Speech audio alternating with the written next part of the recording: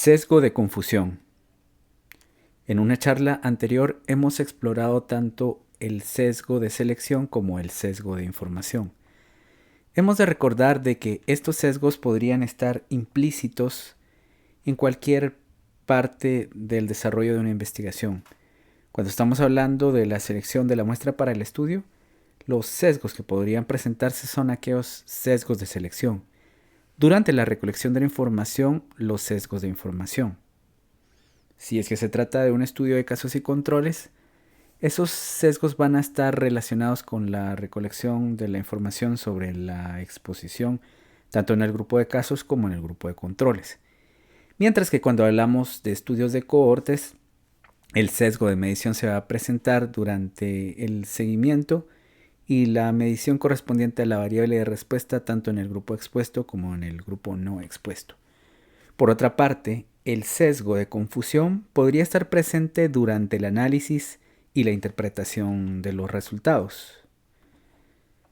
Estos sesgos de confusión también se conocen como efecto de confusión o factor de confusión.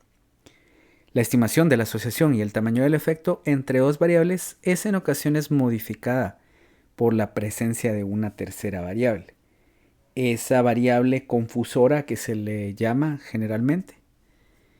También se conoce como efecto de confusión. Y esto se define como la que producen aquellos factores que están asociados simultáneamente a la variable independiente y a la variable dependiente, y no se consideran un eslabón intermedio de la cadena causal entre la variable independiente y la variable dependiente. Veamos un ejemplo. La relación directa del consumo diario de comprimidos de beta-carotenos y la prevención de las enfermedades coronarias va a estar distorsionada por la presencia de otros factores que se vinculan a una actitud preventiva de salud. Una persona que toma beta-carotenos seguramente va a fumar menos que otra que no lo hace, va a tener una mayor actividad física también. Y estas características, la actividad física, va a estar relacionada posiblemente con un efecto protector de la enfermedad coronaria. Es así que el efecto de la reducción del daño va a ser resultado de la acción combinada de todos estos factores. Si no se repara en estos aspectos, se podría estar atribuyendo el efecto de la disminución de la incidencia de enfermedad coronaria únicamente al consumo de beta-carotenos, cuando posiblemente se deba a la suma de esas otras variables. Entonces, ese efecto de la actividad física debería de tomarse en cuenta en una investigación de ese tipo. Veamos un ejemplo.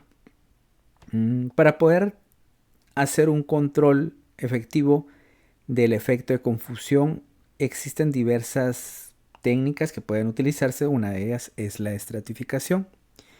En un estudio de casos y controles se evaluaron los factores de riesgo de cáncer de páncreas. Una variable estudiada era el consumo alto de café. Esto sugiere que ambas variables están asociadas y que de hecho el consumo del café es un factor de riesgo poblacional de cáncer pancreático. Cuando vemos los resultados que se obtuvieron en esta investigación hipotética, está que en los casos el 68% de esos pacientes consumen café en cantidades altas. En los controles, ese consumo de café en cantidades altas tiene una frecuencia más baja, que corresponde al 49.5.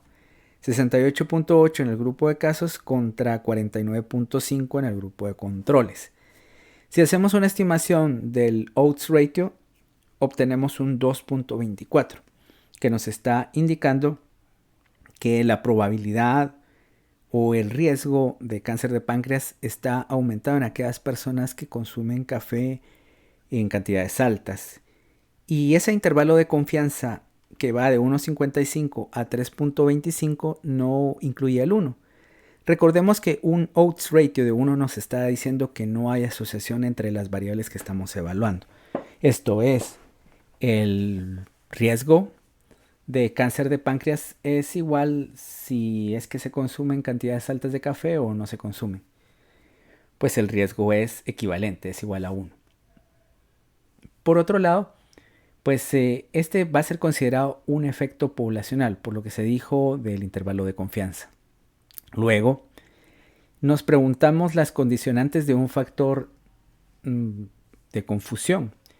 Esta variable se va a considerar como factor de confusión una vez se encuentre asociada significativamente tanto al evento de interés, que sería la variable dependiente, como lo vimos acá, que hay una asociación estadística. No sabemos por qué se dio esta asociación, pero sabemos que es una asociación estadística. Y luego debería estar esta variable posible confusora, que es el café, relacionada a otra variable independiente que sí podemos tomar en cuenta como una variable que tiene una explicación suficiente para considerarse como factor de riesgo del cáncer de páncreas. En este caso, fumar. Fumar y tomar café están relacionados con un odds ratio de 6 y un intervalo de confianza que no incluye al 1.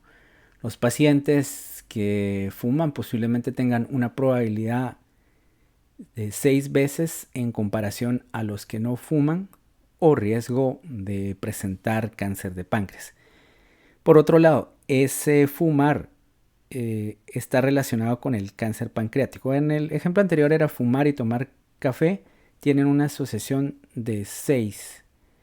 Las personas que fuman tienen 6 veces la probabilidad de tomar café en comparación a los que no fuman. Y por otro lado, las personas que fuman, esa es la variable independiente, tienen una probabilidad de 8 veces en comparación a los que no fuman de presentar cáncer pancreático. Aquí vemos que la variable que posiblemente es una variable confusora, el tomar café, se relaciona tanto a la variable independiente que es fumar con la variable dependiente que es presentar cáncer pancreático. Estas variables están relacionadas, fumar y cáncer pancreático. Esto es la variable independiente y la variable dependiente. Bien, entonces, para poder avanzar en ello, debemos de trabajar con un análisis estratificado, ya que identificamos una variable que si se considera una variable independiente, hay razones para considerarla. Recordemos que en la investigación epidemiológica se hablan, por ejemplo, de criterios para valorar la causalidad. Un evento podría atribuirse su causa a una variable siempre que se cumplan ciertos criterios. Uno de los criterios más básicos es que haya asociación significativa o asociación estadística. Otro podría ser que haya un mecanismo biológico que pueda explicar esa relación. Otro podría ser que haya una relación de dosis-efecto. Es decir, a mayor dosis de la variable independiente se espera una respuesta más intensa de la variable dependiente. Y así podemos encontrar otros criterios que nos podrían hablar de causalidad. Pero en este momento hemos identificado que tomar café en cantidades altas y presentar cáncer pancreático son variables que están relacionadas de forma estadística. Y también sabemos que fumar y tener cáncer pancreático son variables que están relacionadas y se considera la variable independiente fumar, la variable dependiente cáncer pancreático. Es así que vamos a hacer el análisis estratificado de la siguiente manera. Es como si hiciéramos dos investigaciones, una donde solo tenemos individuos que no fuman y otros que sí. Esta es nuestra variable dependiente y independiente. Entonces, con esta variable independiente ya tenemos dos tablas por separado. Ahora podemos analizar el efecto de el café y con respecto a tener o no cáncer de páncreas. En los casos, al hacer ese análisis estratificado, se encuentra que el 40% de los casos sí toman café, mientras que en los controles, el 40% de los controles también toman café en cantidades excesivas.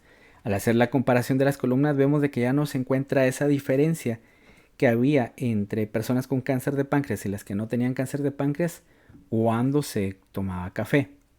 La exposición era más alta en el grupo de casos. Ahora la exposición es equivalente.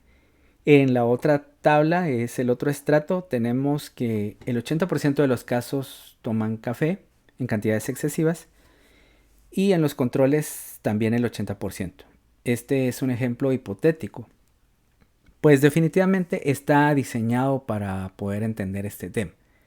En una investigación real no vamos a encontrar una equivalencia exacta de estas frecuencias con las que se presentan los eventos de exposición en ambos grupos. Y el odds ratio que se ha presentado acá es un odds ratio para los no fumadores de 1. Esto es la relación entre fumar, la relación entre consumir café en cantidades altas y presentar cáncer de páncreas en el estrato de pacientes que no fuman. Esto quiere decir que pues no hay relación entre las variables. El riesgo de cáncer pancreático es igual en quienes toman o no café en cantidades excesivas. Y este intervalo de confianza sí incluye al 1, lo cual nos dice que no hay una asociación significativa entre esas dos variables. En el estrato de fumadores ocurre lo mismo. Tenemos un odds ratio de 1, el cual nos dice que no hay asociación entre estas variables y que el riesgo de presentar cáncer de páncreas es igual en las personas que fuman y pues toman café en cantidades excesivas y las que fuman y no toman café en cantidades excesivas. Un 80 contra un 80%. Luego tenemos el odds ratio combinado que se obtiene a través de un promedio de estos odds ratio que hemos trabajado, y aquí aparece su intervalo de confianza que también nos indica que no hay significancia. Este odds ratio se puede comparar con el odds ratio crudo. Si difieren en más de un 10%, entonces estamos hablando que sí podemos pensar en ese efecto de confusión. Para este caso, el café es un factor de confusión. Luego debemos de hablar de si es un eslabón entre la variable independiente y la variable dependiente. Por el momento tenemos este odds ratio combinado. Luego tenemos el valor P de la prueba de homogeneidad, que es un valor P, lo corregiré aquí. Su forma más adecuada de expresarlo podría ser 0.999, es decir, un valor que tiene muchos 9 y que se acerca casi a 1. Y esto nos dice que se acepta la hipótesis nula. La hipótesis de nulidad en este caso va a decirnos que aceptemos el uso del OR combinado, dado que no hay diferencia entre estos ORs por estratos. Si no hay diferencia entre los ORs por estratos, una diferencia significativa, es mejor utilizar el odds ratio combinados y no se justifica utilizar los odds ratios por estratos separados. Estar haciendo una interpretación por estratos. De manera que ya hasta este punto hemos llegado a considerar el OR combinado como la mejor estimación del riesgo, que difiere pues de este odds ratio crudo que corresponde a 2.24. Ahora podemos estimar que el verdadero efecto del tomar café en cantidades excesivas con relación al cáncer de páncreas es de 1. Da igual tomar o no café en cantidades excesivas porque el riesgo no va a aumentar según este ejemplo hipotético. Y luego tenemos el valor P de la prueba de asociación de Mantel-Haenszel, donde su hipótesis nula, la voy a escribir por acá, nos dice la proporción de personas con o sin cáncer no varía si se toma o no café en cantidades excesivas. Por ejemplo, cuando se estratifica por fumar. Estamos hablando de un evento compuesto, ¿verdad? Una probabilidad aquí que es condicional para decir si se fuma o no. De manera que la hipótesis alternativa nos va a decir que la proporción de personas con o sin cáncer sí varía si se toma o no café en cantidades excesivas cuando se estratifica por fumar. Y este valor P, que no es menor a 0.05, nos indica que no hay un rechazo de la hipótesis nula.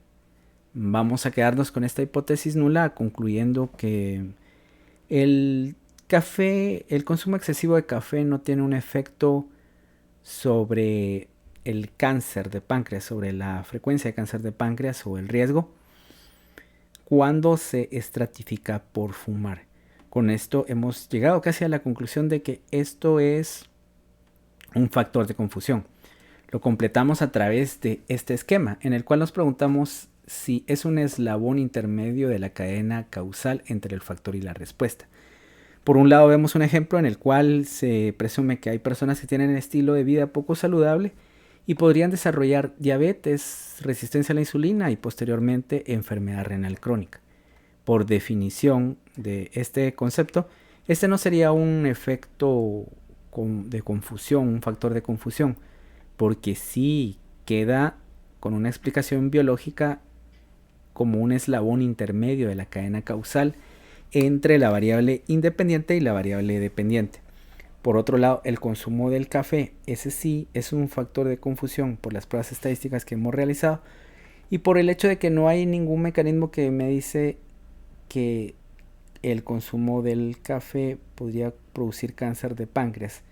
Se sabe que las personas que consumen tabaco podrían tener un mayor consumo de café, pero aquí se pierde esa cadena causal y esa cadena causal solo va desde este punto hasta este punto, mientras que esta cadena causal podría o no ir así.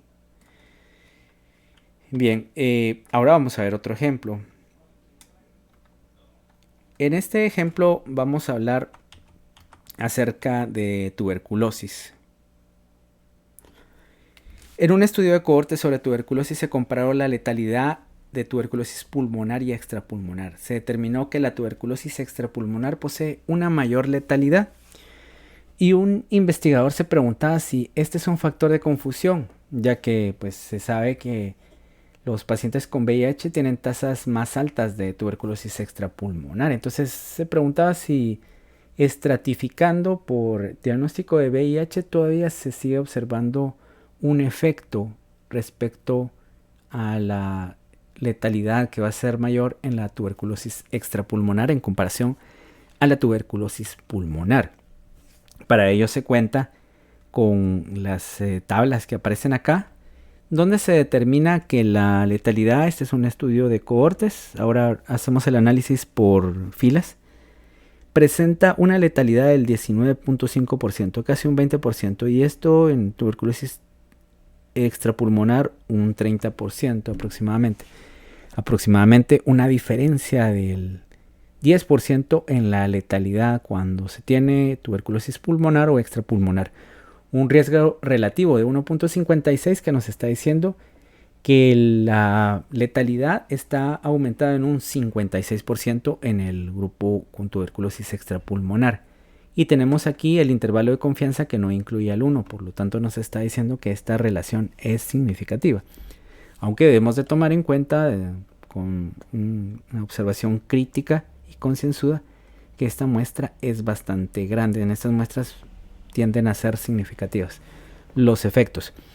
Sin embargo, pues vamos a hacer el análisis estratificado para saber si cuando se estratifica por la variable diagnóstico de VIH encontramos que se nulifica ese efecto como en el ejemplo anterior. Para ello vemos que los pacientes que no tienen diagnóstico de VIH cuando tienen tuberculosis pulmonar, su letalidad es del 15%, con tuberculosis extrapulmonar un 23.9%. Si es que acaso los pacientes si tienen VIH y tuberculosis pulmonar 26.7 y extrapulmonar 36.0.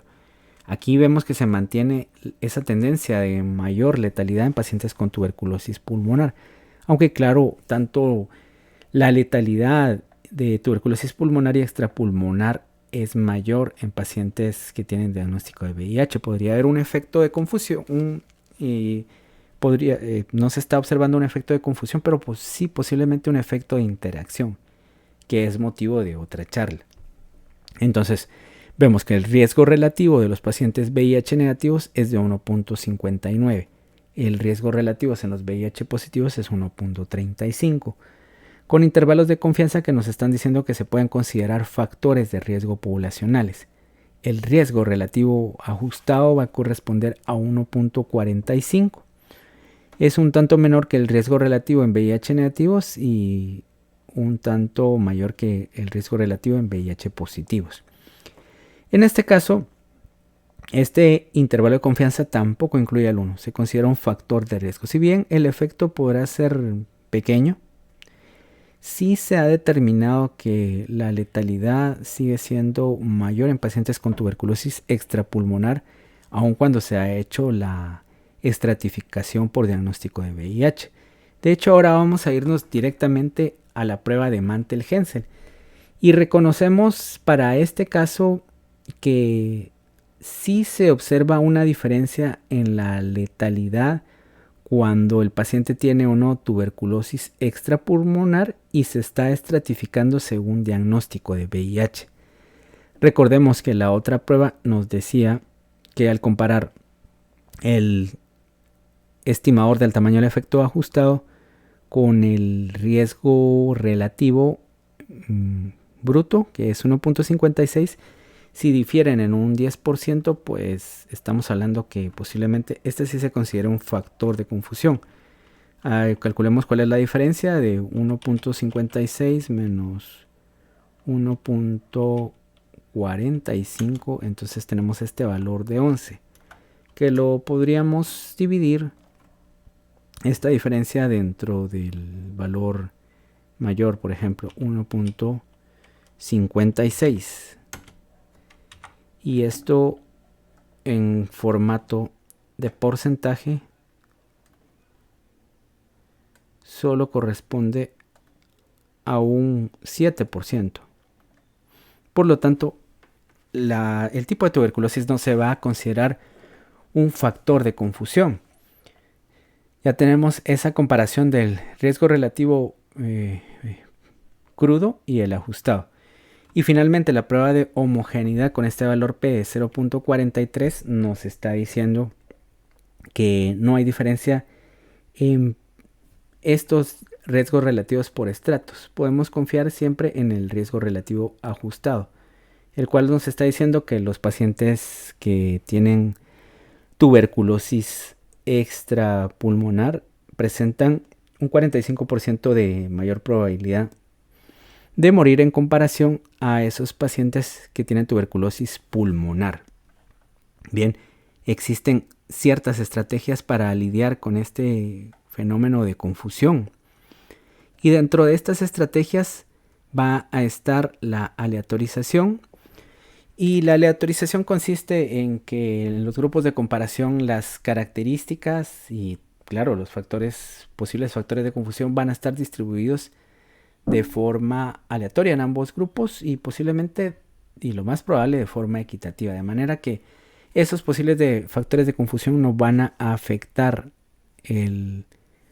la estimación del tamaño de efecto que vayamos a calcular. Bueno, por otro lado está el emparejamiento. El emparejamiento consiste simplemente en que en los grupos de comparación hagamos pues parejas por variables que son confusoras. Si estamos hablando de que se quiere determinar los factores asociados a letalidad en pacientes con coronavirus, ya sabemos que la edad podría ser un factor de riesgo. Las personas más añosas podrían tener tasas de letalidad más altas. Y no nos interesa ese efecto, sino que queremos identificar otros. Por lo tanto, en un estudio de casos y controles, donde los casos son quienes fallecieron y los controles los que sobrevivieron, podríamos hacer un emparejamiento por sexo, por ejemplo, y por edad. Entonces, un hombre que está en el grupo de los casos, es decir, que falleció y que tenía 70 años, se va a emparejar para el análisis estadístico con un control que es del mismo sexo, una persona de sexo masculino y que tiene más o menos 70 años. Eso es el emparejamiento, lo cual nulifica el efecto de esas variables confusoras cuando se hace el emparejamiento por esas variables confusoras precisamente. Y la restricción tiene que ver con estudiar únicamente, hacer un análisis estadístico únicamente de aquellos grupos que no estén afectados por variables confusoras. Si queremos determinar el efecto adverso de un medicamento que podría producir una disminución de la densidad mineral ósea, y nosotros sabemos que las personas de 50 años o más tienen mayor riesgo de presentar disminución de la densidad mineral ósea, vamos a restringir nuestro análisis únicamente a las personas que no presentan ese factor de riesgo relacionado con la edad, es decir, personas que tienen menos de 50 años, para determinar cuál va a ser el efecto posible del tenofovir, como en este caso en la disminución de la densidad mineral ósea, sin tomar en cuenta o nulificar el efecto de otras variables confusoras. Otra forma de hacer de lidiar con estos factores de confusión es a través de la regresión logística, que es otro tema. Bien, con esto hemos hablado de cómo existen estrategias de análisis de datos, por ejemplo, la de la estratificación, que se realizaba antes que se empezara a trabajar de forma pues muy usual con la regresión logística, y deberíamos de hacer, por ejemplo, la estratificación por cada una de las variables que hemos recolectado y que son variables independientes que ya se han identificado en otros estudios. Variables que estén asociadas pero que desconfiemos de su papel explicativo por cuestiones de que no hay un mecanismo biológico que conozcamos, podrían estratificarse de acuerdo a otras variables independientes que sí conocemos, que su efecto está relacionado con el evento de interés.